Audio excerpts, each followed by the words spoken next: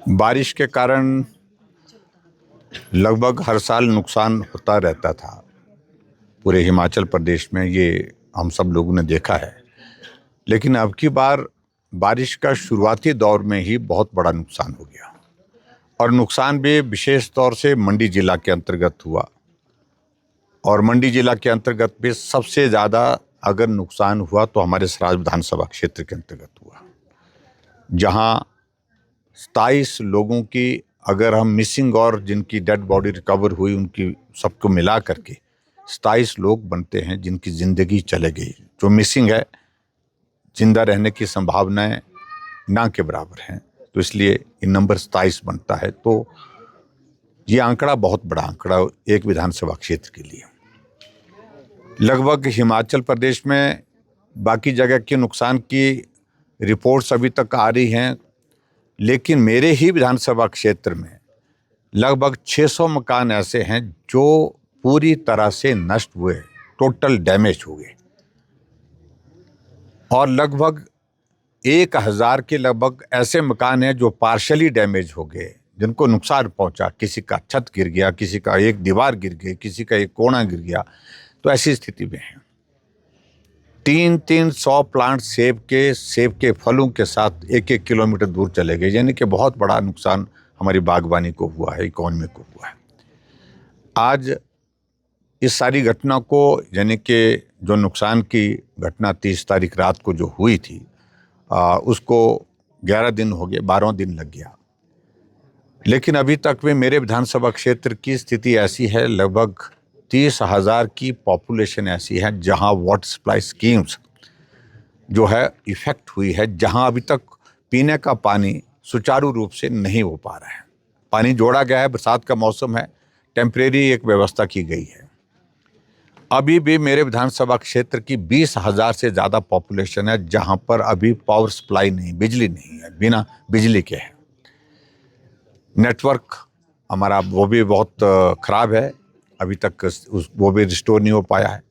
सड़कों की स्थिति ये है कि हम अभी तक जो डैमेज हुआ था, डैमेज का पोर्शन हमारा कांडा से लेकर के जो जंजैहली का था, उसमें जंजैहली तक अभी तक बहुत मुश्किल से टेम्परेरी अरेंजमेंट छोटी गाड़ियों के लिए, LMV के लिए, लाइट मोटर व्हीकल के लिए कर पाए हैं। इससे ज़्यादा बड़ी गाड़ी अभी तक जा नहीं पा रही है। बहुत सारा इलाका हमारा ऐसा है जो बहुत बड़ा प्रभावित है। अभी जहां मैं इस वक्त हूँ, ये बाड़ा पंचायत पड़ती है, और बाड़ा पंचायत का चित्तल बुखारी का जो इलाका जो है बहुत बुरी तरह से प्रभावित हुआ है। और प्रभावित इस कदर हुआ है कि यहाँ भी 2 लोगों की ज़िंदगी चले गई। हालांकि घायल और लोग हैं जिनको हॉस्पिटल के लिए उपचार के लिए भेजा गया है, लेकिन ज़िंदगी बच गई है उनकी। यहाँ स्कूल, इस जो हमारा भवन है पंचायत का, मेरे पीछे, इस पंचायत के भवन में विस्थापित एक तरह के जो घर छोड़ करके जो होमलेस हो गए हैं, वो लोग यहाँ पर इस टेम्परेरी अकोमोडेशन में भी ठहरे हुए हैं। लोग आ रहे हैं, मदद कर रहे हैं यथासंभव जितनी भी, और सरकार की ओर से भी मदद के लिए प्रयास जारी है। लेकिन मैं उन संस्थाओं का बहुत धन्यवाद करता हूं जिन संस्थाओं ने आगे आकर के इस संकट की घड़ी में गरीब लोगों को, उन बेसहारा लोगों को मदद करने की कोशिश की है।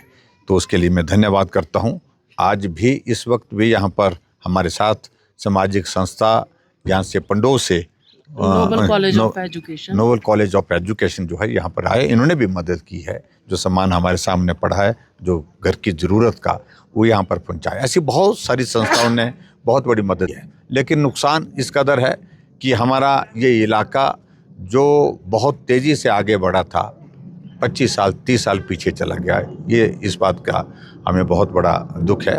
मैं केंद्र सरकार के साथ भी, हमारे नड्डा जी भी आए थे, मुख्यमंत्री जी भी आए थे, हमने दोनों के साथ बात की है कि विशेष पैकेज, विशेष राहत का एक स्कोप जो है यहाँ के लिए निकाला जाए, ताकि यहाँ के लोगों को मशीन है, ज़रूरत का दूसरा सामान है, कंबल है, कंबल के अलावा और सामान जो आवश्यक है, तो सारी चीज़ें यहाँ पर पहुँची हैं।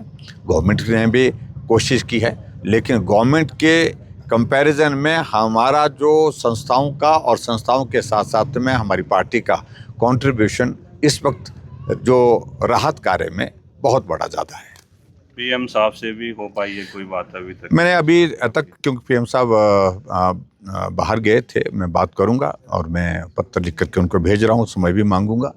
गृह मंत्री जी से बात हुई, डिफेंस मिनिस्टर से बात हुई, नड्डा जी से बात हुई, मनोहर लाल खट्टर जी से बात हुई, कई मंत्री, केंद्र के मंत्रियों से बात हुई, हरियाणा के मुख्यमंत्री से बात हुई है, उत्तराखंड के मुख्यमंत्री से बात हुई है।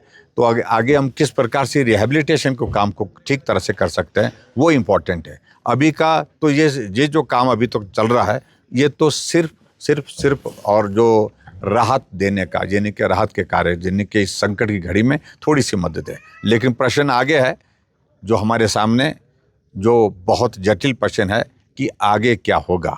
घर था वो चला गया, ज़मीन थी वो चले गई, और उसके बाद घर बनाना है तो बनाना कहाँ है। इसके लिए हमने सरकार के साथ बातचीत की है कि वो मदद करें। हमने कहा कि शेल्टर होम के लिए आप कुछ सुरक्षित स्थान देखें, वहाँ प्लान करें, और गवर्नमेंट वहाँ पर जो है वो एकोमोडेशन बना करके दे, कम्युनिटी टॉयलेट, कम्युनिटी किचन, इस तरह का प्रावधान करने के साथ गांव के लोग एक जगह रह सकते हैं। तो इन सारी चीज़ों को हमने सुझाव दिए हैं, देखते हैं किस प्रकार के आगे आने वाले समय में उसके परिणाम आते हैं।